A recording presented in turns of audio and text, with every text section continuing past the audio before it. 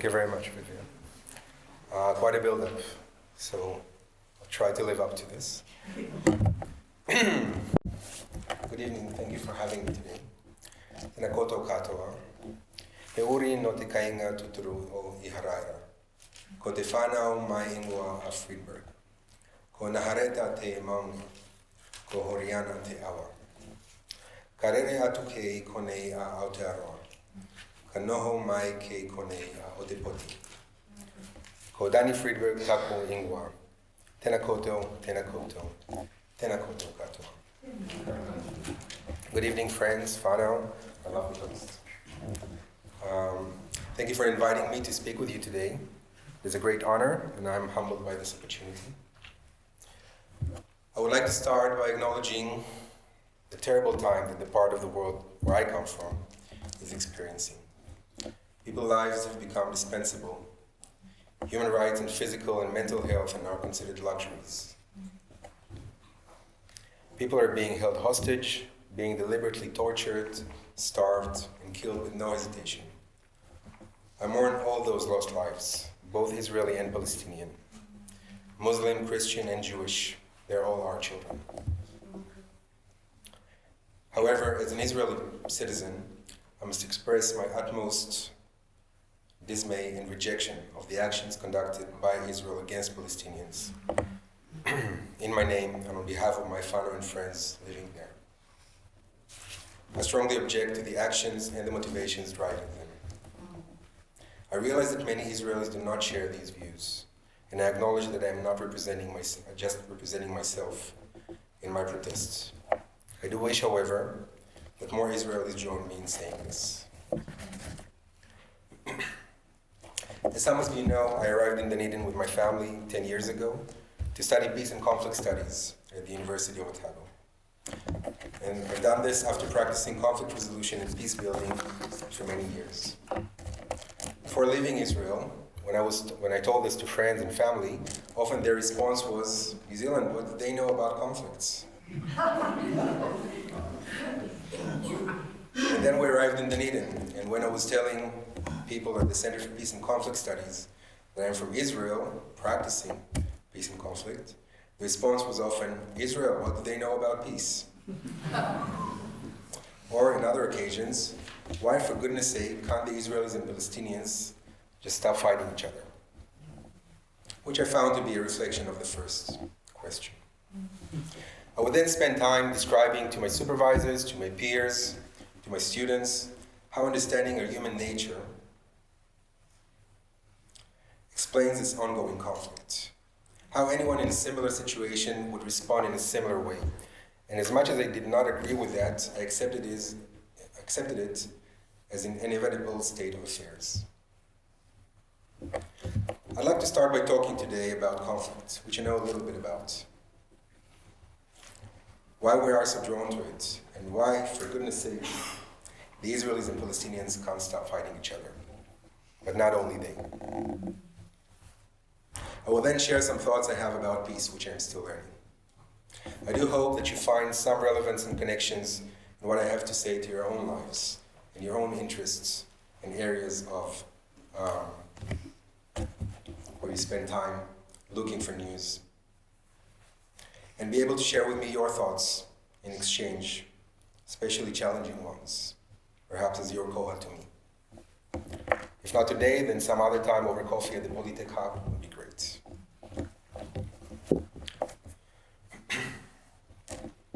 We all experience conflicts in our daily lives. And while nobody likes being in a state of conflict, many positive accomplishments have been made throughout history due to people being willing to stand up for themselves, for others, and fight for their rights. The difference is in the measures those people are willing to take. The question we need to ask ourselves then is not if we're pro-conflict or pro-peace, but rather, does the end justify the means? Are we fighting for the right cause? How far are we willing to go to meet that end, and at whose expense? And finally, once the battle dust settles down, where do we go from there? We live in the safest area in history. This is what historians tell us. And yet the world around us feels anything but stable and safe, at the moment at least. The climate is changing for the worse. The gap between the rich and the poor keeps growing. And although this should be enough to occupy our minds and bring us together in addressing these massive challenges, mistrust and fear keep controlling our societies and our political decision-making. Masses of people around the world endorse and elect leaders who are bigots, corrupt, and who promote nationalism and racist chauvinism. Instead of deliberating over solutions to problems, we find ourselves not agreeing on the existence of those problems, of what is true, and we don't see a way out. This is a very depressing thought, which leads many to lose hope for a better future, to say nothing of being able to imagine one. And this is the first thing that happens to us when we are caught in an ongoing conflict. In the words of Jean-Paul Lederach, we lose the ability to imagine a better reality. Try to recall a bitter, never-ending conflict with another person that you find yourself in. After a while, you can't imagine that things can be different, that you could actually enjoy spending time with that person, or that they are capable of making a positive contribution to your life. Now multiply the levels of violence, mistrust, and length of time spent in that conflict, and you might understand why living through ongoing violent conflicts, people can only imagine their relationships moving forward through mutual hurting. A necessary condition to reacquire that ability to imagine, and I say reacquire because we are all born with that ability, we just lose it over time, is that we must let go of a profound fantasy which all people in conflict share, that with a little bit more help, the other person or people would simply disappear. When we're entrapped in a conflict, we have an internal desire that one day we'll wake up and those people will be gone. Clinging to the hope that a future without the other is both possible and better creates major obstacles to peace building, to moving past conflicts. As long as we don't let go of this fantasy of the other side vanishing, we'll keep restoring to measures which we hope can ultimately drive them away and be caught in an endless cycle of violence. Letting go of this idea means that we may start thinking of how we can get along with each other. We can develop a vision of what we can offer our children as their future. This vision is central to peace building because people driving wars have their own vision of the outcomes of those wars. Generals have a vision of how they hope the battles end. Similarly, if we want to drive peace, if we want to promote reconciliation, we must develop a vision which will be no less appealing. If we don't have a vision that we can share with others, then people won't have a positive prospect in their sights. They will be left with a price they have to pay for peace, and there always is a price. And so a first necessary step to make and to take if we want to escape from this violent cycle is to imagine a different state of this relationship. Not necessarily a utopia, just a more sustainable one. One way to approach this task can be through challenging our binary thinking. We all have someone in mind without whom we are certain the world would be a better place. Unfortunately, for some other people, we are those other people, other someones. We have a natural tendency to mourn the loss of our dear ones, while seeing other people's losses as ranging from desirable to a necessary evil, depending on our political views. But can we train ourselves to change those identity categories? Can we think of ourselves, all of us, as belonging to just one group, one people? I mentioned the word unity before. Can we get there? There is a famous saying that people will only unite if they have a common enemy. In that unity, they will achieve peace for as long as that enemy lives. In other words, the only thing that seems to unite us is if we find someone new to fight. And history has an abundance of examples of this notion. But this doesn't sound to me like a workable plan. So what are the things that can make us look at ourselves as just one group, one people? without being threatened by an external one. It's hard but not impossible. For example, if you look at the American Civil War, the North prevailed, but all casualties were American citizens, making it the deadliest war in the country's history. By saying that, I'm not suggesting that the outcomes of the American Civil War were negative, just that there are different ways to look at the price paid, that Americans can celebrate abolishing slavery and mourn all lives lost at the same time, and accept that casualties from both rival sides belong to the same people. It could change the deep social divides along these lines that still rule American politics. Now, what about the actual people on the other side? How can we think of them as us? And this can be an opportunity to take up a challenge. What can I relate to in that person or those people, my bitter enemies? For example, can I assume that they are doing their best for a better future for the children? Do they have values which they stand by? Do they have loved ones? One of my former mediation teachers said once that it's very easy to like people who are similar to you, who you can imagine being friends with.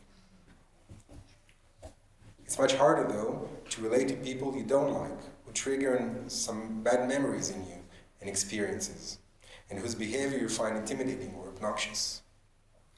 However, continued my teacher, she sees her main task as finding a reason to fall in love with that person, even for the smallest thing she can bring herself to appreciate. So perhaps falling in love is a big ask, but can we find some points in common? Something mutually respectful? If we can find this, it can open the door to recognition, realizing that each of us has the right to live, to prosper. It's a challenge well worth taking on. When in conflict, one tendency we have is to attribute the behaviors of our enemies to essentialist characteristics and traits. When someone hurts us, it's not coincidental. It's because they are evil by nature. And their entire existence is focused on destroying us. When someone steals from us, it's not because they are poor or come from a challenging background, but because they are greedy by nature. And it's in an intergroup conflict, it's not even by the nature of their individual personality, but by the nature of their race, of their culture.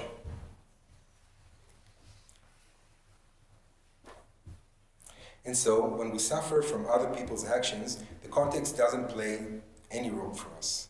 Instead, it's easier to say that those people are vicious, violent, and evil by nature. Everything that's the opposite of us, of course.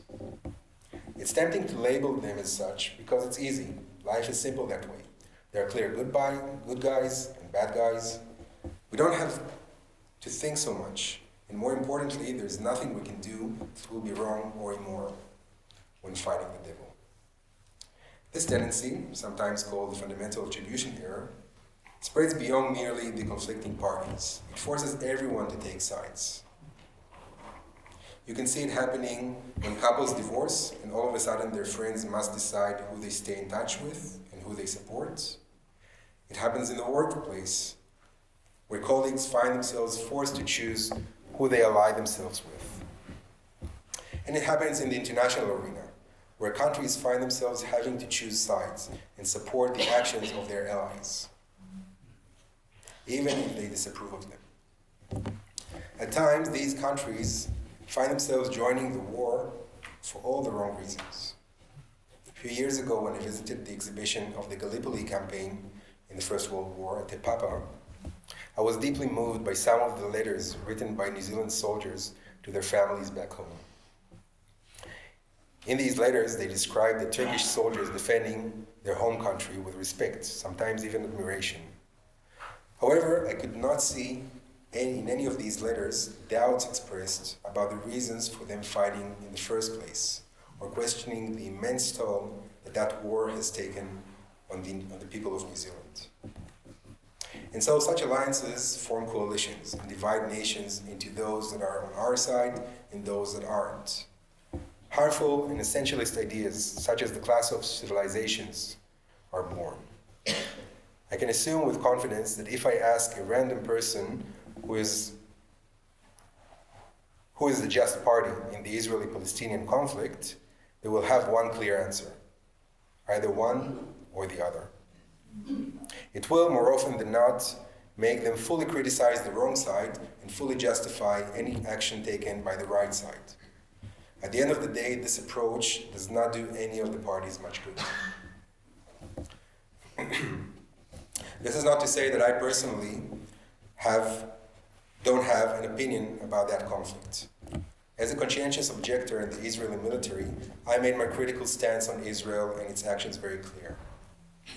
Still, I do not approve of many actions taken by the Palestinian resistance either, certainly not the violent ones.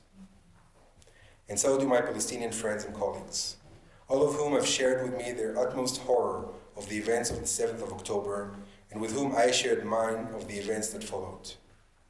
What brings us together are our shared humanist values, not the religion or nation we happen to be born into.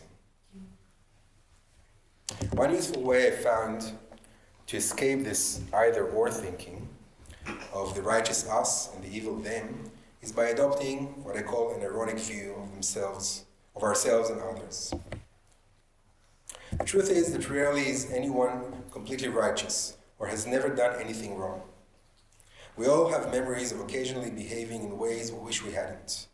Our glorious pasts are dotted with events we prefer to forget or ignore, and we are conditioned by pain and scarred by trauma, some of us more than fortunate others.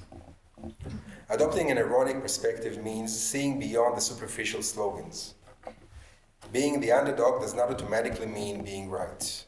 Violence hurts all people, victims as well as perpetrators, certainly their children. In other words, an ironic view is that grain of salt we can use to make our understanding better and avoid biases which may lead us in the wrong direction. At the same time, in order to remember that we're dealing with people's lives and not just with abstract ideas, we must be compassionate to ourselves and to others. For the victims and the innocent, there must always be a way of return. And for people who turn away from violence, on our side and on the other side. A proverb by the Jewish ancient sages states that where Baal Teshuvah stands, even a completely righteous person cannot stand. Baal Teshuvah in this proverb means a person who regrets their sins and consciously chooses to go back to the right path. This emphasizes the virtue of people who make the effort to reflect on their beliefs and actions, and when needed, acknowledge their mistakes and change their ways. This, in my view, is an admirable step, worthy of consideration and compassion. Another thought about conflict that I would like to share with you is that it takes away our sense of agency. When we're entrapped in a conflict, we often find ourselves behaving in ways we would never have imagined we could. In certain situations, terrible actions are taken by completely normal people, says Hannah Arendt. And rightly so. In times of conflict, we feel that we don't really have a choice. We must respond, we must defend ourselves. And we always only respond, only defend ourselves. We never initiate aggression. Of course, the best defense is good offense. But that's just the nature of war, isn't it? The consensus in Israel following the events of the 7th of October was that military action would inevitably lead to a disaster for the Palestinians, a disaster for Israel, and a disaster for the region. And yet the same consensus argued that Israel had no other choice but to invade Gaza. In other words, Israel walked into a catastrophe with its eyes wide open, without even hoping for a positive outcome, not even for itself. Instead, it chose to take the path leading to mutual destruction. A similar thing can be said of the Hamas leadership, of course. Only the difference is that the damage it was able to inflict was limited, and public support for its decision cannot be established. So how can we explain that? How can we understand that parties in conflict prefer risking mutual annihilation rather than looking for a compromise, looking for a way to save those who can still be saved? The answer is that the experience of conflict creates the slide that we buy into, that we have no ability to choose. In the 1970s, a famous, or rather infamous, quote by Golda Meir, former Israeli Prime Minister, states that we cannot forgive the Arabs for making us kill their children. In other words, Meir claimed that Israel was responding to circumstances that were beyond its control. As long as this conviction is not challenged, it will keep leading to the worst scenarios possible, always and inevitably. Every example in history of reaching peace demonstrates a conscious choice made by leaders and by people, not to be dragged into never-ending violence. Instead, they chose to own their decisions and actions, however hard and costly they were. And many of them suffered very heavy losses for the choices, as we know. However, this ownership of choices offered hope and an ability to imagine and work towards a vision for a better future. And this is how I understand Te Tiriti o Waitangi. It is by no means a perfect arrangement, and many books have been written, and still will be, about how it was misused, causing harm and injustice. Yet to me it represents both a conscious and a conscientious choice to move in the direction of finding a way of living and prospering together. This is one of the reasons I believe Aotearoa, New Zealand is in a very different place today than that of Israel and Palestine. Looking at its short history, it didn't have to be this way, but the choices of New Zealanders, both Tangata Whenua and Tangata Tiriti, to honor the treaty and become authentic partners has put it on a very different pathway, and that has made the entire difference. But then comes the question of why people even consider peace. What are the conditions for this choice? Some scholars tell us that in order to bring people or sides in a conflict to ripeness to peace, they need to arrive at a mutually hurting stalemate. In other words, human will only consider turning to peace when the pain they have inflicted on others and in turn experienced themselves is both unbearable and didn't bring about the desirable outcome. So peace doesn't seem to be our default choice. To a large degree, the outcomes of the Second World War provide the ultimate case study for this notion. But I would like to ask if we must accept this as the only way for us to turn away from conflict. Are we doomed to suffer immense pain before we choose another direction? There must be a better way. An unfortunate characteristic we as humans have is obedience. Naturally, it has its evolutionary reasons and benefits, allowing us to collaborate in large numbers to achieve great things. However, under the wrong leadership, the results are disastrous. Despite all the public criticism of the respective leaderships of both Israelis and Palestinians, among both peoples, in times of surge in violence, obedience on both sides is the rule, and people acceptingly fight a war they do not believe in, following leaders they wouldn't buy a car from. This obedience, I believe, could be a key to avoid walking that path. If we don't just talk critically about those leaders, but actually take action to resist them, we might not have to face that mutually hurting stalemate, which, as its name suggests, is very painful. Disobedience is scary, no doubt, but sometimes it's the only way. As an interim summary of this part of the talk about conflict, there are a few steps we need to take if we want to escape that vicious cycle of conflict and of violence. We must remind ourselves that things can be different, and we need to be able to dream, to develop a vision. And the bigger the better, of what this may look like and how everyone's existence, realities, and views are equally legitimate and valued. We must overcome the binary thinking that is ingrained in us through years of mutually inflicted pain. And we must abandon the conviction that we can't make different choices and disobey those who say otherwise. These steps are mostly reflective and invite us to do some serious work on ourselves without necessarily requiring interaction or having difficult conversations with those we're in conflict with. Time for that will come later. I did find, however, that knowing that the other party is engaged in a similar reflection and soul-searching makes it more encouraging for us to do the same. I would like to move on now to what is hopefully not as dark topic and talk about peace. My friend and mentor, Narongo Ormsby, chair of the Marae Alliance of Dispute Resolution Organization, has developed a Kaupapa Marae-based framework of conflict resolution, which I find inspiring. He uses the principle of traditional navigation and wayfinding to steer conflicts through contradictions of values, social contexts, and processes.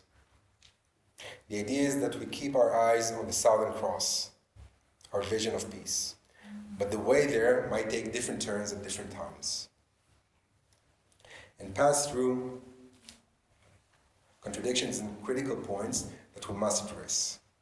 There is no one way that fits all, but the destination is clear, and we will get there through storm and turbulence if necessary. I find this to be an inspiring way to draw a vision we can all sail towards. So far I've talked mostly about the reflective work that each of us must do to escape the mindset imposed on us by conflict. But here comes the difficult part. Unavoidably, there will come a time when we have to sit with our enemy and talk. It is usually a very stressful thing to do. No wonder we call it a difficult conversation. It is never an easy conversation, but it is an essential one. Where I come from, people don't usually have a problem speaking their minds to those whom they have a conflict with. What they say and how they say it is another problem. Usually that's the one requiring moderation and facilitation. And as a facilitator of such conversations, I would spend most of the time trying to lower the flames and encourage people to interact more genuinely and constructively rather than cynically and aggressively, where accusations are exchanged, blame is thrown at each other, and pain is inflicted through those interactions. My facilitation would aim at letting people listen to one another, rather than confronting them for the sake of adversity. When I started practicing and teaching mediation in Aotearoa, I found that the main challenge was actually making people engage in the first place. The local culture, I learned, doesn't seem to favor confrontation, and people are normally reluctant to face others they have conflict with about the issues and the problems they have. This doesn't necessarily mean that people are more peaceful here. They just seem to be this way from the outside.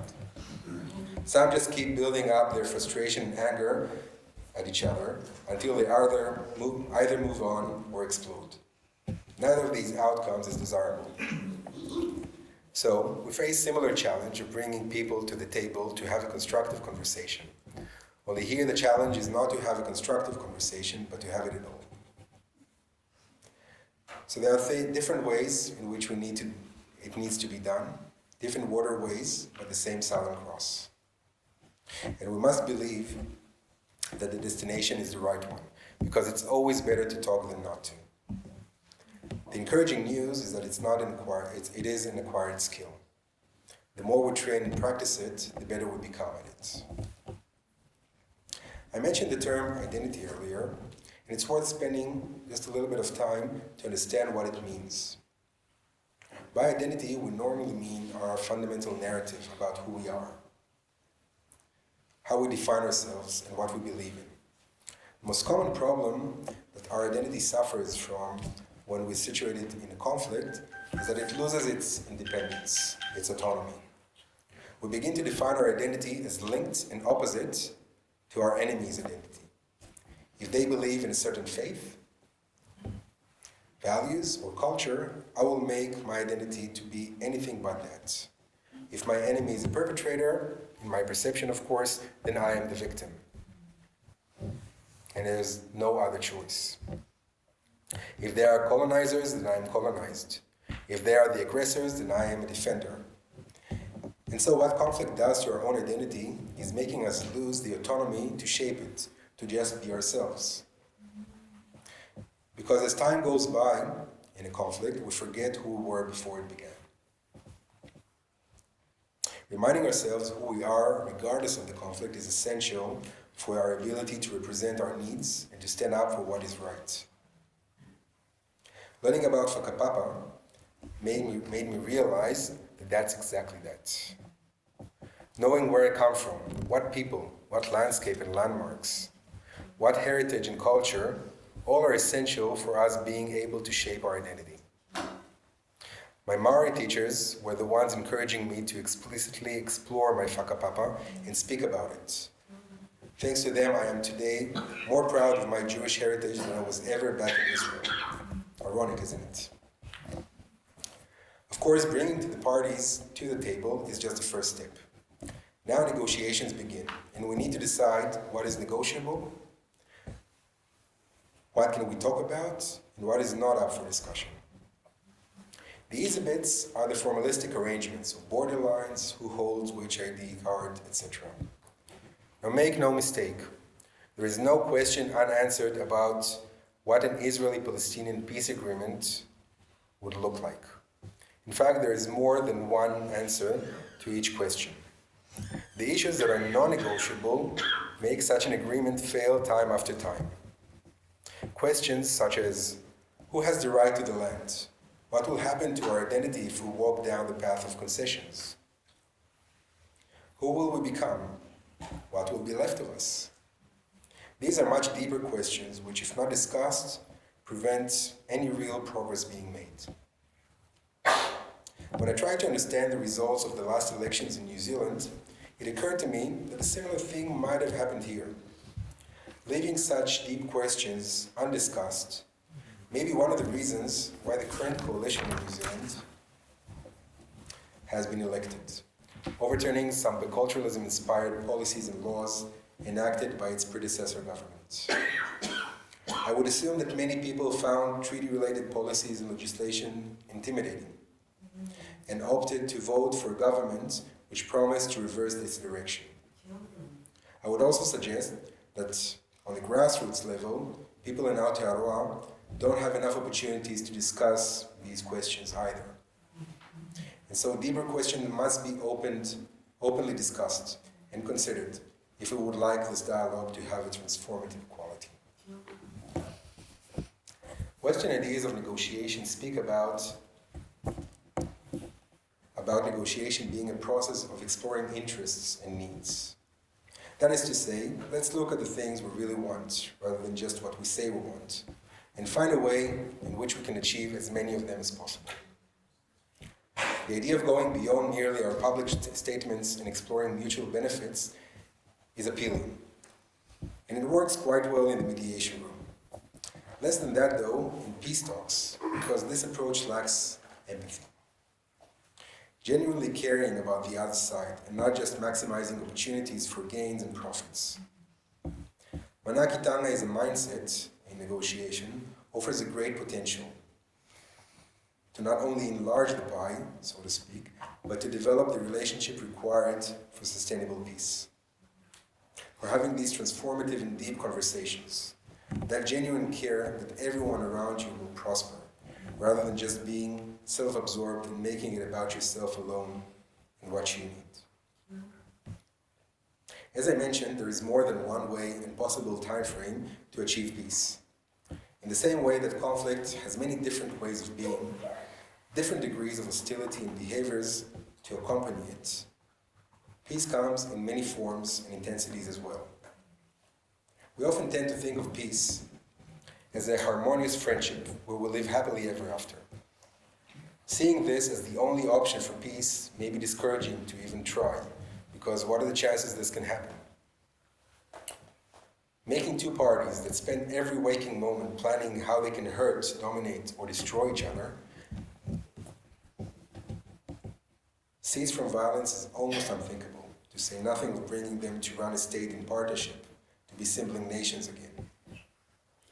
But every mediator or peace builder can testify that successful conflict resolution processes did not necessarily result in warm or positive peace, not immediately anyway. Other outcomes can be more realistic and good enough, even if they entail only partial achievements. For example, sometimes merely taking out the violent component can be a great first step, which will allow a generation of children to grow up not constantly fearing for their lives.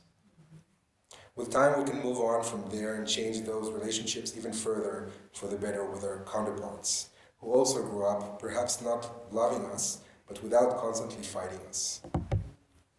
It took the member states of the European Union half a century after the Second World War to see each other as reliable partners. But there were many smaller steps taken to get them there. And the work is not done yet. Maintaining that partnership and enhancing it is a job that never ends. But how can it be compared to everlasting war? They say that where there's a will, there's a way. Well, the way is there, but the will still needs to catch up. Reflecting on my first 10 years in Aotearoa, I can still understand why the Israelis and Palestinians can't stop fighting each other. But at least now I can imagine a reality in which this does not need to be the case. And I certainly do not accept this as inevitable anymore. Coming close to the end of a talk or an interview on these matters, I am often asked if I can offer any hope. I would like to preempt this question with a sort of an answer. I personally do not believe that people are good by nature. Unfortunately, we have strong scientific evidence and everyday experience to suggest that humans are cruel, merciless creatures who have no particular inclination to morality or ethics. However, we have an incredible ability to train and improve ourselves. Developing novel ideas and finding ways to realize them is a human trait. The potential to do good is there. We do not have to accept our cruel nature as a species. We can evolve and create a better reality and a better future for our children. What it requires is some imagination, self-reflection, irony and compassion, and a healthy dose of disobedience. I strongly believe that once we start walking this path, others will join, and good things will follow. I would like to close with one of the first Marae proverbs I heard when I arrived in Aotearoa that has stuck with me ever since. He aha te mea nui o te ao.